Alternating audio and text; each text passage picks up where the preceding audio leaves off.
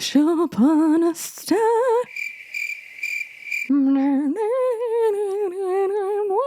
All the best people are crazy. All the best people are. What's up, crazies? My name's Jessie, and welcome back to my YouTube channel. How are you guys? This is so exciting. I hope you guys are doing well. Are you ready? Today we are starting with the new channel format, reacting and watching a movie / TV show. Today, on our list, we have the newly released Netflix teen mystery drama, A Good Girl's Guide to Murder, based on the best-selling novel by Holly Jackson. As I mentioned in my last video, I spent the last 4 years pursuing a career in film post-production and was part of a lot of projects and gathered up a lot of experience. But what did I actually do? Besides editing, visual effects, and some animation, I mostly worked as a so-called Digital Intermediate Engineer, DI for short. Now you're probably asking, the heck is that? Accurate. Not a lot of people know what the heck a DI engineer is, so let me explain. In short, a DI engineer is what comes after the edit in a TV show or movie. A DI engineer is part of the picture department, not the sound department. There's an extra department for that. We only focus on the picture and all the technical aspects of the picture, and is sort of like the place where everything is gathered and put together. Also, something that I was a big part of, QC. QC means quality control or quality check, which basically means watching a movie and looking out for mistakes. We do that visually and audibly. I have watched so many movies in the past 4 years. You can't even imagine, which is why I also feel qualified. But enough said, let's jump into the show. Hi. This is a different setup. I'm at my desk. Let's get started. Our show starts with a blonde teenage girl walking down a street at night with a head wound. She then disappears into the night. Cut to 5 years later. We meet our main protagonist, named Pippa. Pip, if you didn't catch that. And yes, it is the blonde werewolf from Wednesday. And yes, the actress is a 17 stan. Emma, I wanted to ask you about this because I read this online that you're a big fan of a band. What is the name of the band? 17. So there's 13 people in 17? Okay, I'll explain the numbers. Okay, there's 13 of them, so that's 13, right? Yeah. And there are 3 different groups. You have hip-hop, performance, and vocal. And then they're divided, so 13. Okay, yeah. And yes, she is British in this series. This makes you 27.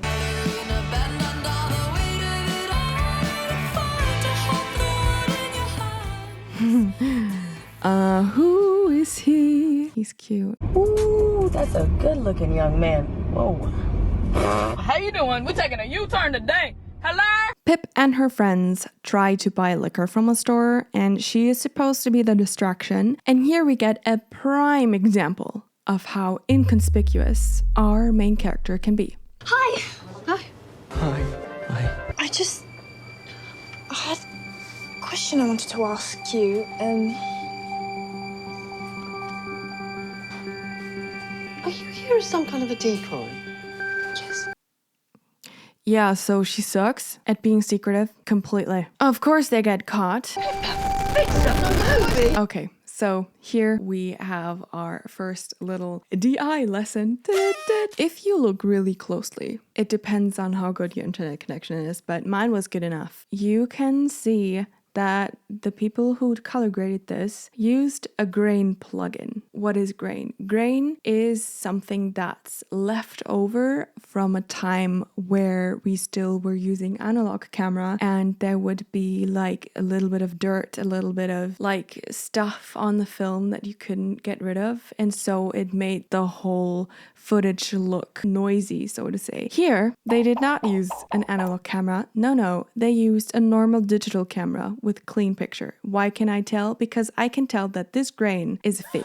They put in a digital grain to indicate a film look, but they didn't film on a film camera. Now, using this kind of grain on a clean footage, that is a creative choice. I personally hate it. I hate it so much. Why? Over the last couple of decades, people who were making cameras and designing cameras, they have spent hours, years trying to make the picture as clean and beautiful and ungrainy and unnoisy as possible. And now there's come up a trend where people are like, oh my God, but I really like that old film look and I want it back. So they design plugins that imitate grain but have a very different pattern. It just doesn't look good. And then they put it on their clean picture. Depending on the browser and your internet connection, you sometimes can't even see the grain and it just makes the picture blurry. And also, because I have ADHD,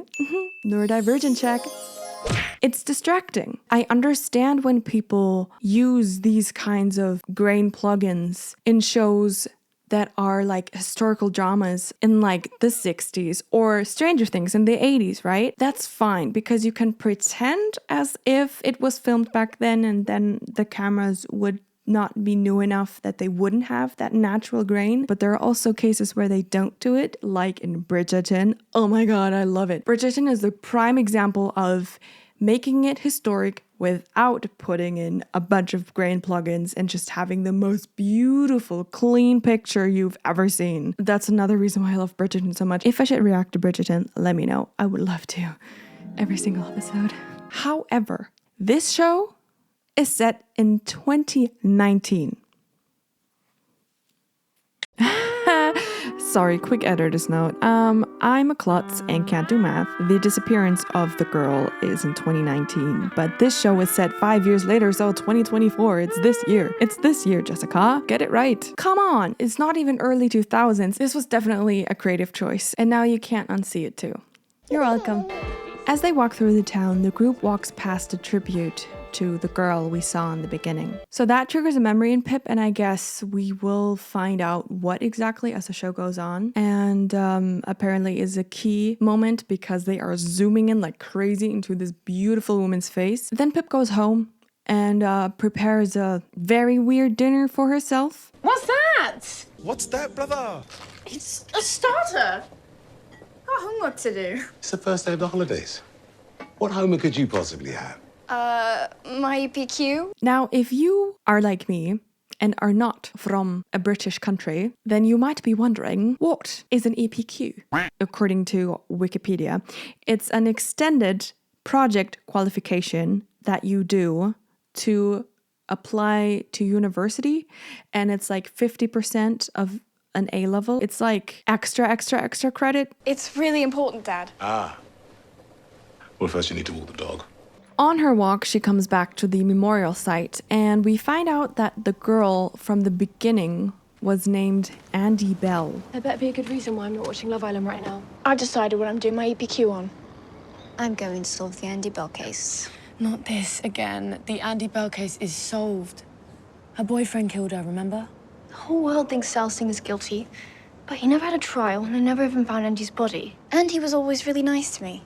Except Sal confessed to her murder and then killed himself. After meeting her friend at that memorial site, Pip goes home and starts a murder board on her conveniently empty bedroom wall, like a crazy person. But yeah, respect the investment. She's such a Hermione Granger. She's taking this very seriously. During this scene where she's doing her research, we have this amazing close-up detail shot of her face. And this has to be one of my most favorite detail shots in modern cinema, so to say, because they didn't use a beauty filter.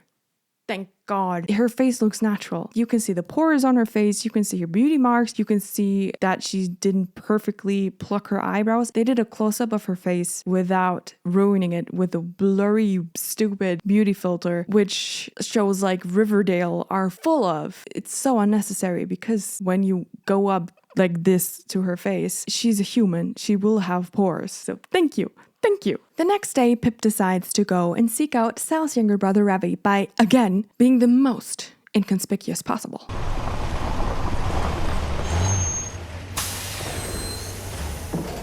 Don't be suspicious. Don't be suspicious. Don't be suspicious. Don't be suspicious. Don't be suspicious. I swear, this girl is the best secret agent I've ever seen. They should hire her for all the agencies. Every single one. I'm not even kidding. So yeah, no, I was definitely kidding. What the heck is she doing? Like, he walks past her like this close of an inch, and then she follows him with a box of muffins or something. That is serial killer behavior, and he should run. But anyways, he turns around and asks her if they know each other, and she says, No, just taking a walk with muffins. Run, bro. This is not normal behavior. She wants to kill you. Okay, children, if anybody follows you around town with a dog and a box of muffins, run, okay? Stranger danger.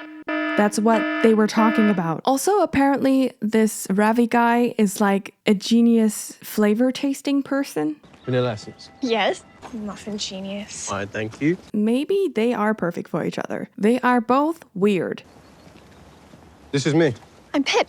So he says, this is me. And then she says, I'm Pip. So I'm like, wait, he asked the dog's name, Who's this handsome boy? but not yours. And you waited until you approached his front door to tell him your name, even though he didn't even ask. He wants your dog and your muffins. He's not interested in you. Men only want one thing.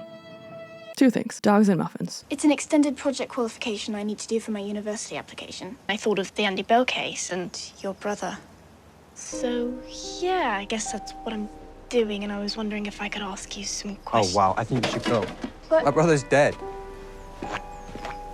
Yeah, good on ya. Walk away. This girl is weird, and you only want her cookies. So, after that failed attempt of detective work, Pip hangs out with her girlfriends, goes snooping into her friend's sister Naomi's bedroom. She then finds Naomi in the kitchen that has seemingly the most inconvenient cupboards possible. Like, why the fuck is this triangular? Everything would fall out. Also, Pip takes things out of the cupboard just to continue drinking her tap water. Then she proceeds to ask Naomi questions about the night. Interview 1, Naomi Ward, Sal's best friend. Could you tell me everything that you remember about the events of the night of Friday the 19th of April, 2019? We were all at Max's playing Super Mario Party. Sal left early. Who's we? Jake, Max, Sal and me. And what time did Sal leave exactly? 10:30 p.m. But he didn't get back home until 12:50. Sal was a smart guy. If he'd killed Andy, you'd have thought he would have at least come up with an alibi. Sal had an alibi. At home, she continues her research with the most unrealistic social media search I've ever seen. She types in one name and it is immediately brought to the correct person's profile. That's not, you never find the person you're looking for. She then continues adding to her murder board, as one does, and her mom puts her brother to bed by telling him like a story. But honestly, what interests me the most is that a pencil lamp? Like, that's so cool. I want it. Can I have it? And also, what is this wallpaper? What is happening here? Is this boy safe? Why are these two people on horses facing each other? It's like a twin off or clone off. I want that lamp.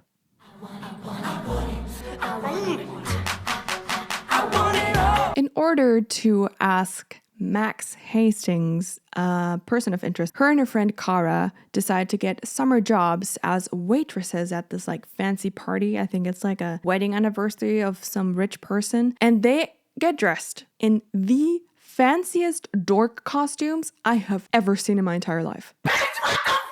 At this party, Pip spots Max and again is the most inconspicuous at watching him. Oh my God.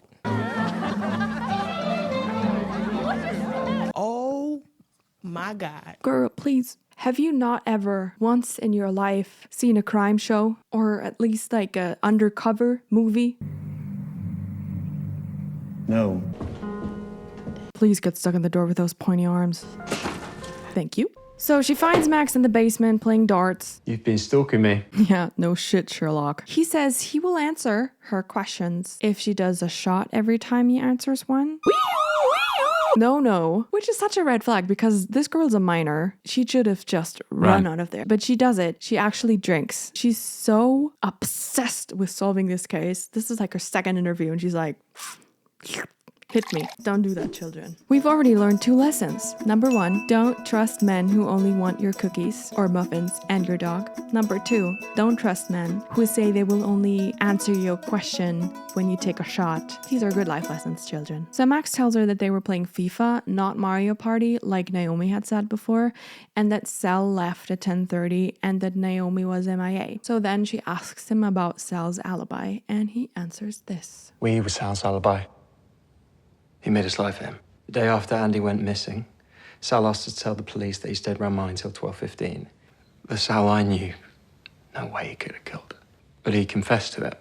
Then he went into the woods and swallowed a bunch of pills. Back at the party, this weirdo shows up.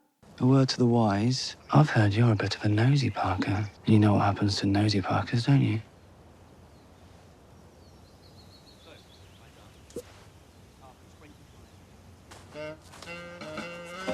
Naomi's wasted and acting weird. We need to go. Dark forces are at work here. A good-looking man just tried to steal my nose. Okay, that was actually kind of funny. Lesson number 3, children, don't trust men who steal your nose. Pip and Kara then get into a fight because Pip, against Kara's expressed wishes, did ask Naomi about that night that Andy disappeared, and so Pip just storms off, and then we finally get to see the entire flashback that we saw snippets of in the beginning of the episode.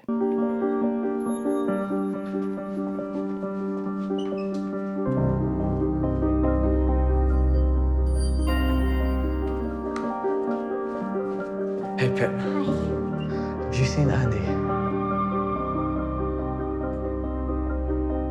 It's okay, I just need to speak to him about something. You went in there. Thanks.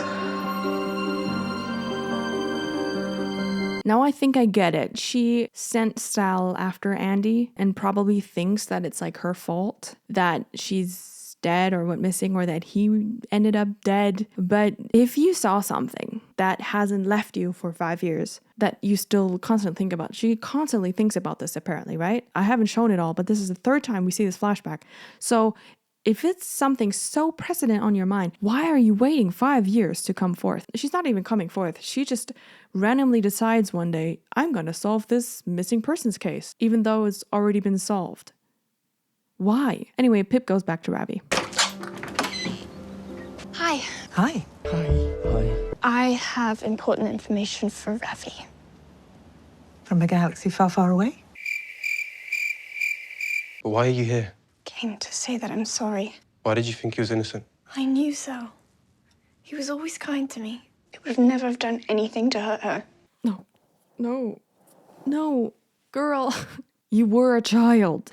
A child. Your prefrontal cortex wasn't developed then, and it's not developed now. And not to mention you suck as an undercover detective, so excuse me if I don't trust your intuition. And also, lesson 4, nice guys can be murderers too.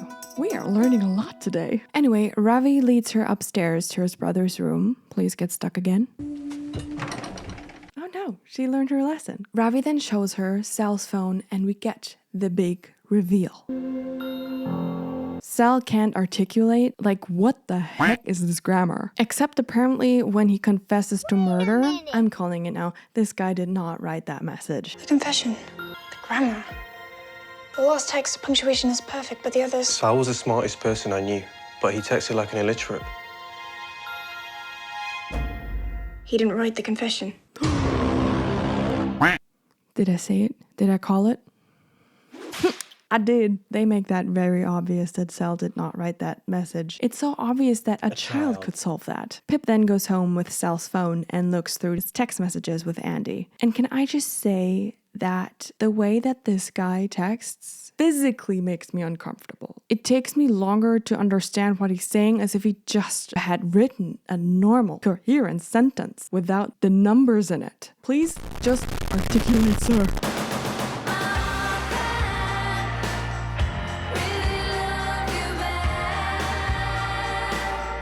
And that's where episode 1 ends. We did it. So, final thoughts. I switched back to my other setup. Interesting watch. I really like the colors. They're very earthy and neutral, but I hate the grain. I know it's a creative choice and they want to make the footage looked like they filmed with an analog camera, but they didn't. If you want that look, film with an analog camera. And no, that is a lot more work and super complicated to do and way more expensive. But if you want the film look, don't cheap out, you know? But a lot of people do that. That's just a personal preference. As I said, who am I to judge? Also, the camera movement and the placement of the camera, I really liked. It was very smooth and befitting to the entire vibe. Concerning Pip, very, very pretty. I really like the actress, but girl, you suck at being inconspicuous. I also, because this is a teenager, do not trust this girl's intuition. From what we've gathered, yeah, she might be right. Maybe Sal didn't do it. Her motivation and reasoning for why she believes in Sal's innocence are so naive and not rooted in fact. Like, if she had found his phone somewhere and then read through the texts and discovered the different grammar and then made the connection, oh, maybe he was framed or maybe he's innocent, and then that would have like spurred her need to start this investigation, fine. But as it is now, I do not understand her motivation or her obsession. They give us no incentive as to why, besides her walking past the memorial wall and having her EPQ. But for me, that is not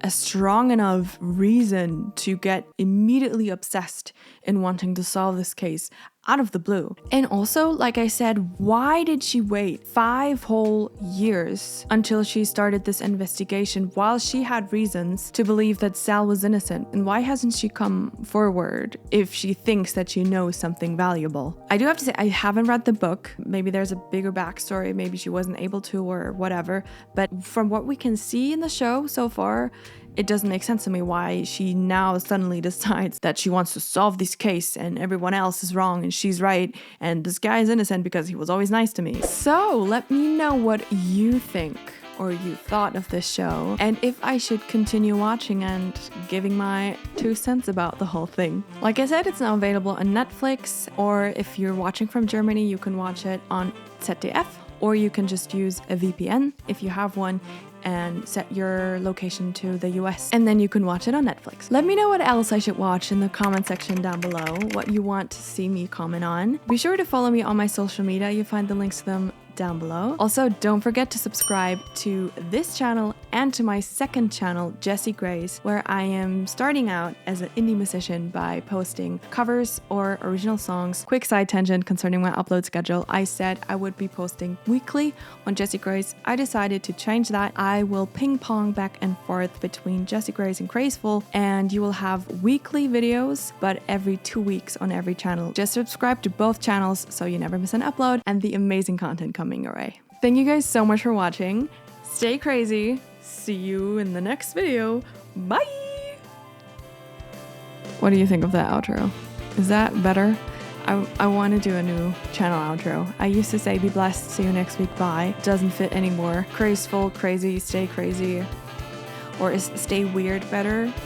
What do we want? Please let me know. Bye. Bye.